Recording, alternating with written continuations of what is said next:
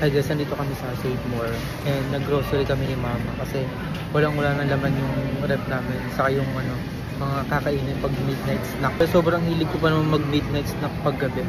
Kaya yun, napa-grocery ako. At nandito pala si Mother yan, nabili ng manok. Bili ako ng fudgy bar. Ilan yung nabili mong manok, Ma? Parang ang dami ah. 181. Bili rin ako ng mamon.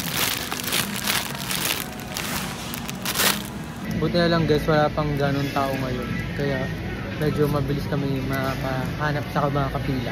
Bumili rin ako nito guys kasi para sa chicken. Kasi si Mama pa nagluluto, inaari na lang. Kaya pag na tumagal na, kumukunat. Favorite ko to, yung chili mansi. Siyempre hindi mawawala, oyster sauce. Binili ko na yung malaki para pang matagalan na. Diyan ka na. Bili ako ng guys, ng hotdog ko. Try din ako ng yogurt guys kasi sabi ni Dr. Ong sa mga may UTI maganda daw to. Dalawa na yung binili ko guys at Yakult din guys. Ayan guys, pati Milo. Try ko rin to guys, yung Sunmig na kape nila. Ayan guys, ayan daw yung kailangan ni Mother. Ito ang adult plus na gatas, pampalakas. Syempre yung Skyflakes ni Mother. Try daw to ni Mother, yung silica.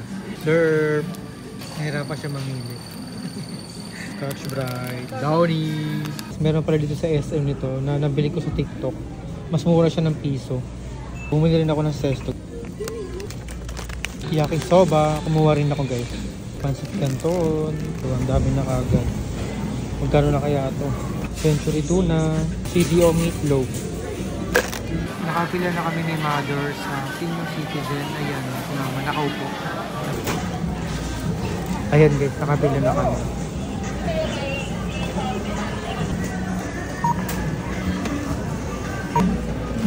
1.5 lang. Pauwi na kami guys. Munti ka na madulas, Ma.